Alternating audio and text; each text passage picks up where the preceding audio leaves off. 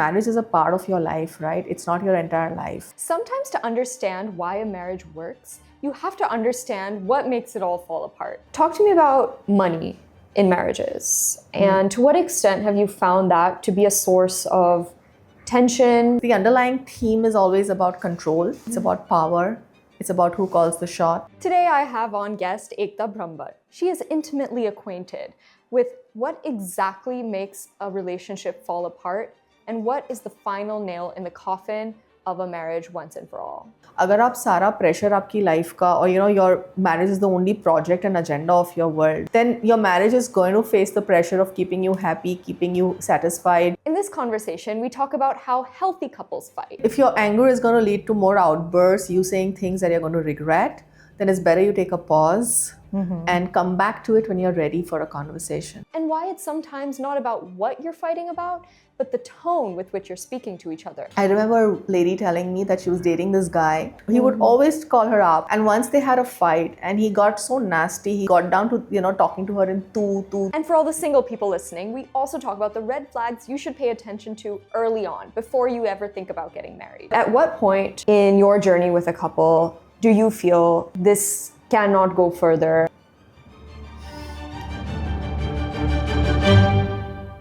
Hello and welcome back. Today I am so pleased to be joined by Aekta. Welcome, Aekta. Thank you. How many years have you been doing this marriage counseling, for example? It's been over 2 decades, actually, 23 years to be precise. Wow. So in all of your decades of experience, what have you found to be the greatest cause of tension or conflict in a relationship? I think as they evolve, sometimes their priorities change. Basically, they're not aligned in what they want now. They want different things from life, and that makes it harder for them to see a future together. So life goals evolving in divergent ways, yes, as opposed to converging. Interesting. Sometimes, partners drift apart because they don't celebrate each other. They don't see their partner's wins as their wins. And then there is subtle competition that then leads to maybe sometimes jealousy. And that can also lead to, couples really drifting apart. Wow, that's so interesting. A lot of couples will complain about struggling in their communication, right? And we all know that communication is the cornerstone and bedrock of every healthy relationship. What advice would you give to individuals who, say, have very different communication styles to help them come on the same page? As we know, communication is both verbal and non-verbal. So sometimes, you see your partner and you know what kind of a mood they are in, for example. And then what happens is, that communication, it may appear it's just verbal, that is important, but there's non-verbal communication also, right? Love language is talking for you. That is also very important. So couples need to understand that. Like there's this example we give that you may want to, say, for example, get a chocolate ice cream for your partner. And you think they're going to be very happy having it, but maybe your partner wants a strawberry. And you're doing your best to give them that chocolate, but that's not what they really want. Right. And, we talk a lot, we make reference to research that comes out of the Gottman Institute. And they mention the concept of bids and the emotional bid for attention, right, between a couple. Can you tell us about the role of what happens when someone denies their partner's bids, maybe unknowingly? And how does that impact a relationship? I think it's very detrimental because the minute a partner feels rejected or neglected in a relationship, it defeats the entire purpose of being in one, right? You don't see the point. If you're going to be made to feel like you're alone or not important in a relationship that is as critical or important as a romantic one. Definitely. And when emotional needs go unmet, I think that is where loneliness in a marriage begins. Because even though I'm with you physically, I don't feel emotionally connected to you. And I don't feel that intimacy and vulnerability that I need. I want to mention what happens when couples start feeling lonely. What are the consequences? And what are the behaviors that you've seen come out of that? For some people, that loneliness can lead into maybe more feelings of, depression or just getting really morose about their own life. Whereas some people take that as an opportunity to go out and create a completely different life in which their partner is completely not a part of that world, right, that they create for themselves. And then I think the distance really grows because one partner then could be out socializing, clubbing, and, you know, like doing their own thing. And this other partner who's feeling completely left out, alone. So how a person actually deals with this sense of loneliness is very unique. But even sometimes high functioning marriages, which externally look like, you know, everything's great, could have an underlying theme of loneliness. And then that brings me to my next question about infidelity. You know, and it's a hard topic and it's a really difficult one. But when marriages or relationships are fragmenting at their core, what drives someone to commit infidelity? For most people, it's the emotional disconnection that leads to, you know, wanting to connect with another person where they feel celebrated, where they feel loved, where their achievements are applauded. And I think that's what any person in a relationship wants to be, you know, feeling, right? To feel loved, to feel connected. You want to share your wins with somebody. Yeah. Sometimes I have, you know, a partner telling me, it almost feels like, you know, she does not want to see me happy. If I'm happy, there's a problem. You know, there's a question like, why are you so happy today? Right? So these kind of sarcastic comments can also lead to somebody just seeking, you know, some sort of emotional intimacy outside. And it may not always start with infidelity. That's not what a person is going out seeking, you know, to begin with. They may be looking for friendship. They may be looking for just some nice conversation. And before they know it, maybe it's led to something far more than that. Right. No, I know. I don't think infidelity is ever an accident. Rarely it is the case. Usually it's a symptom of fractures within the relationship, within the marriage. As a professional, can you ever look at a couple together, observe their dynamic, their body language, and tell if the relationship is healthy or not? If it's a couple dynamic that I'm seeing and I'm working with, I can easily say. What are like the most subtle cues? I think definitely the tone, the body language, whether they are genuinely interested in what their partner is saying or they're dismissive, if they keep interrupting, they keep correcting, or they make sarcastic jokes or remarks about, you know, their partner's thoughts or feelings. So these are these small cues that may come across as very normal, but when I am watching a couple, it gives me a lot of cues. Totally. Like, we think sometimes that comments are just like, an offhand joke, right? Yeah. But what was behind that? Like, what was the thought behind that? Like, it obviously came from somewhere, you know? Yeah. I mean, humor is a great thing in a relationship, and it keeps it alive. It keeps the spark going. And I think couples who use humor in their relationships really, really kind of have a far more happier, healthier relationship. Yeah. Interesting. But it should not be at the cost of each other. Yes. I would hope not. At what point do couples come to you? Do they come to you when it's their absolute last resort and they can't take it anymore? Or is it something that people do periodically, almost as like a health checkup? So I would say that in the first decade of my marriage, the first was true. It was generally the last resort, and couples would already like come in saying you're our last hope. But I think things are changing, and now couples look at therapy as strength training, right? That let's build a resilience muscle. I would say the new age couples are very open, right, and willing to see how to make it better. What can they do? Also more willing to listen, right, if they need to change anything. And more importantly, I feel men are opening up to therapy in a very big way, which was not the case previously. I think in the first time in my practice, I'm seeing more men in therapy than women. Wow. Yeah. Really? What do you think that is? I think men have understood, you know, that they need help. They're open to seeking help.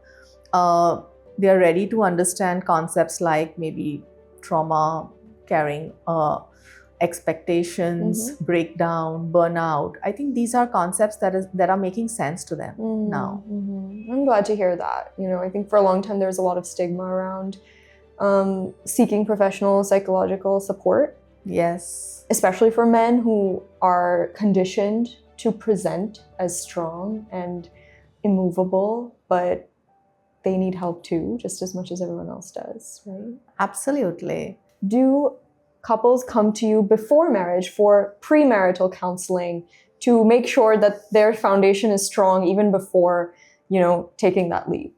Absolutely. In fact, I now have like somebody gifting couples counseling packages also to somebody they know who's getting married. Oh my God, like a wedding gift? Yes. No way. Yeah, like I would have a sibling, a sister, right, who would gift it to her sister or her brother. Oh. Yes, and they'd say that, get this done, have a few sessions before you For get sure, married to for get sure. some clarity. Yeah. So, And in those sessions, what do you talk about? Like, what are the questions or conversations you feel are absolutely necessary? I think definitely expectations. Many a times before a wedding or a marriage, couples enter it with a very, I would say, rose-tinted glasses, and it's a wedding that they're prepping for, right? Where they have a guest list of maybe 5,000.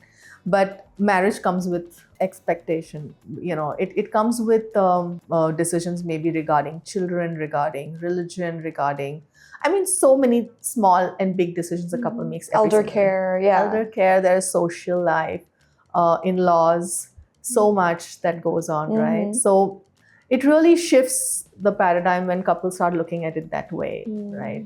So if you were to recommend 3 topics or questions that you should absolutely ask your partner before getting married, what are they? I would say aligned goals. You would be surprised at the number of couples who, at least in the dating phase, who decide to call off the relationship because they realize that they're not aligned on even simple goals like health. I have couples come up to me and tell me that I don't think this would work because we have very different lifestyles, and my partner is not health conscious, right? So those topics are going to be dependent on what is important for those partners, right? For some partners, it could be spirituality. That is critical for them. For some, it could be family. For example, if they're planning to stay separately, then how many times can my parents visit us, right? So it depends on the top 3 priorities of the couple concerned. Okay. Talk to me about money in marriages. And to what extent have you found that to be a source of tension? It is an important component, but I would say it's, again, it's something that we see on the surface. The underlying theme is always about control. It's about power. It's about who calls the shots. And if those are themes that we are seeing playing out in a marriage, then we know that money is just a symptom. It looks like that's the problem, but then there are other problems around, insecurity, trust, who basically has more power in this relationship. And that, I believe, can lead to, more areas of concern. Totally. That's such a profound, insight, which is that it's not about money. Often arguments are rarely about the content of the discussion so much as it is about the feelings of the people involved. And like you said, the dynamics, the power, the fundamental, cracks that have been emerging for a long time. So Yeah. I think that's, It's also sometimes about ego, right? Like, how could you spend that without asking me, without checking? It makes them feel that this person does not need me anymore. You're not dependent on me, right? So sometimes those themes also show up in relationships. And like you said, power, right? Like, Totally. the power to control your life, your spending is something that a lot of people want. Yeah. But is that really an equal partnership then? Or is it just more control and submission of someone else? Exactly, right. What has been the most surprising or shocking experience that you've had as a marriage counselor in your 23 years of practice? If I had to look at families, I would say it's sometimes surprising how partners don't see the impact their relationship has on their children. They're very blinded, sometimes by their resentment, their hatred, their jealousy. And they can't see, the subtle changes in their children and how badly it impacts them sometimes, right? They believe that, they're doing their best for their children, but actually it doesn't work that way. What's like the worst fight that you've seen on your couch? One of them was about this lady who wanted to be financially more independent. Okay. And she wanted more, let's say, just more control over her own finances. And maybe, have her own separate bank account. And that's something that is, again, not seen as a green flag in relationships. So it immediately feels like, you don't trust me with your money, or you believe that, I'm going to kind of not safeguard your investments, So those kind of insecurities and accusations show up in relationships. Got it. So supposing I'm going on a date this weekend and I'm meeting someone for the first time, what are the green flags and red flags I should look out for at the beginning that can indicate to me signs of future incompatibility? I think one of the green flag would definitely be that the person is genuinely interested in listening to you. They should be genuinely curious about knowing you. Okay. Right? I'll look out for that. Sure. And a red flag, I think if they're trying too hard to impress, or it looks too good to be true, right? There are people who would be faking it completely to impress you. You should definitely watch out for something that seems too good to be true. In your personal dynamic, I think you should watch out for that first, interest. Yeah. That's important. I remember a lady telling me that she was dating this guy who all through the courtship kept telling her, I will talk to you in Hindi they say aap. I will never call you tu ya tum. Main hamesha aap mein, He would always call her aap. And once they had a fight, and he got so nasty, he got down to talking to her in tu, and then she still continued the relationship, not realizing that this guy can actually flip and behave like this. Yeah. At what point in your journey with a couple do you feel this cannot go further, and I would, in your professional view, recommend a split? Definitely abuse. It's one of the topmost. If there is any sort of verbal, physical abuse in a relationship, then, there is no point. I think one very less spoken about or understood is, when a partner is checked out of a relationship. And they don't see any hope. They don't see any point in, working on it, repairing it. It's very hard then, to come back. Yeah, it's very hard. How do you have that conversation? A couple arriving at the decision to part ways ultimately? A lot of things are taken into consideration, of course, right? Especially when a couple has children. That conversation needs to be a little more nuanced in terms of, how do they see parenting their children in the future. They arrive at a decision in a very gentle, very amicable way, ultimately. You don't want it to happen in a jiffy where, you're not thought about it. Sometimes it's one partner who kind of would tell me in one of their individual sessions, right, that I don't want to do this anymore. Or, I mean, they have seen therapy as a last resort, and I'm doing this because maybe that will give me the solace of, having tried that as well. But this is not something I want for myself. Yeah. And ultimately, that's okay. If your children would benefit from having two happy parents rather than having two unhappy parents who are together. Totally. Yeah. Like once you stop wanting to fight, that's the battle is lost ultimately. What advice would you give to young single folks out there today who are feeling pressure to get married, but aren't sure if they're necessarily ready yet and may not have found the right person yet? Don't. Definitely don't do it under any sort of pressure. Have you seen couples who got married under pressure and then had to really suffer the consequences? Yes. And then there are adjustment issues. Sometimes, you're working with couples who come in and say, I'm not sure if I should have married this person. I'm actually in love with someone else. Oh, my goodness. Yeah. And then they believe, okay, there was so much pressure, and they said, it's time, and let's just, do this. You'll always stay confused. But that doesn't solve anything. Marriage is a part of your life, right? It's not your entire life. And I think that also is one of the reasons where marriages fail, because agar aap sara pressure aapki life ka, or your marriage is the only project and agenda of your world, there's nothing else you're doing, then your marriage is going to face the pressure of keeping you happy, keeping you satisfied, doing everything for you, right? So marriage can't be a one-point agenda. It has to be a part of your life that, evolves organically. Agreed.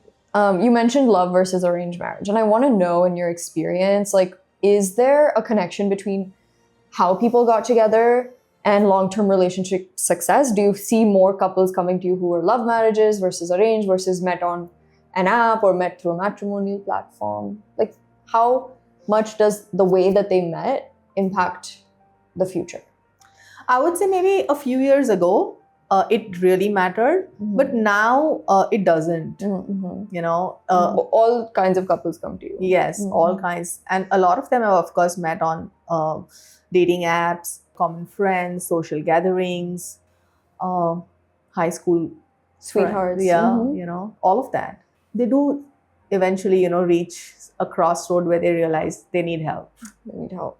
I think all couples probably could benefit from some professional help at some point. Marriages are hard and they require a lot. They ask a lot of you. I agree. A lot of effort. Yes. Especially new age marriages, because new age marriages want equality. They want affection. They want love. I think earlier, it didn't matter. It was okay. Like, even if a partner was emotionally neglected, it was considered as okay, the other partner is busy, or, excuses and justifications were given. But I think now times are changing and people are asking for more in relationships. As they should. Absolutely. Why do you think divorce rates are going up? I mean, as much as technology is making us more connected, it's also making us more disconnected. And in effect, there's a lot of comparison that comes up in relationships. You're comparing your relationship with, not just 10 or 15 people in your social circle, but maybe hundreds of, people on social media. And that keeps you dissatisfied. Yes. Another thing that I see a lot is constant belief I see with even my clients, where they believe there's somebody better out there. You always feel what I'm receiving in this relationship is not enough. And sometimes it could be. I'm not saying it's not always the case. But it just makes it easier to arrive at that decision. And plus the availability of people has really grown.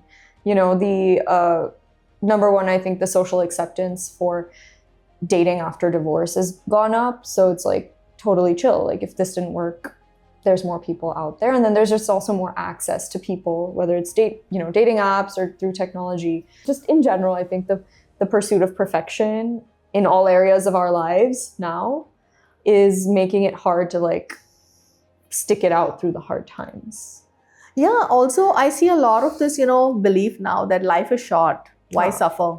I want to make the most of this one life, and why should I, kind of be with somebody who's making me so unhappy? Exactly. But I think that really begs a very honest conversation with yourself about staying is hard, leaving is hard. Which hard do I want to choose? Exactly. I have this one life. Do I want to work hard on resolving issues here? Or do I just want to keep flitting from one relationship to the next and never building something long-term? So that's a very personal decision, obviously. Absolutely. Okay, at this stage now, I just want to kind of draw to a close and understand from you, because you work with so many diverse clients, does it ever impact your view of relationships personally? I think at best it has empowered me. It helps me see my own patterns, draw boundaries, know what's right and wrong. So it definitely helps me a lot. Okay, I'm sure. Physical intimacy.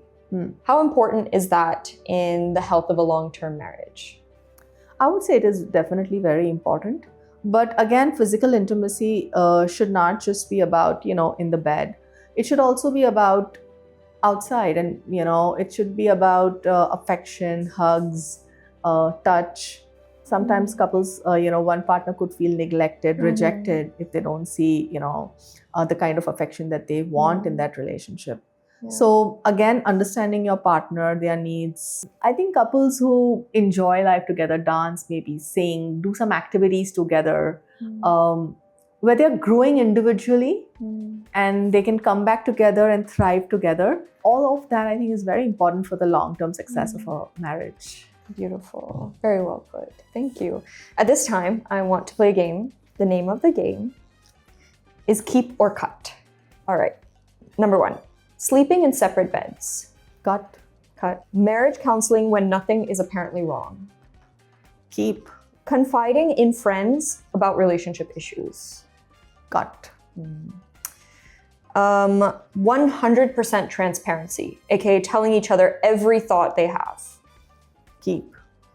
Walking away from a fight when the anger gets too intense. Keep. Walk away. If your anger is going to lead to more outbursts, you saying things that you're going to regret, then it's better you take a pause and come back to it when you're ready for a conversation. Going to bed angry. Cut. Active listening. Keep. Of course. Setting the phone down at meals together. Please keep. Yeah. Keep. That's a tricky one, you know, that'll sneak up on you. Because sometimes you don't realize it, right? You're with someone, you're on your phone, but you're not present. Yes. Last one. Taking a temporary break from a relationship to come back later and reassess. Keep. Really important. Interesting.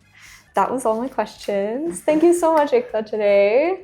This was a pleasure. Thank you so much for watching another episode. If you enjoyed this video, do be sure to hit subscribe, share it with your friends, and leave in the comment section below what questions you'd like us to ask our marriage counselor the next time. We'll see you later.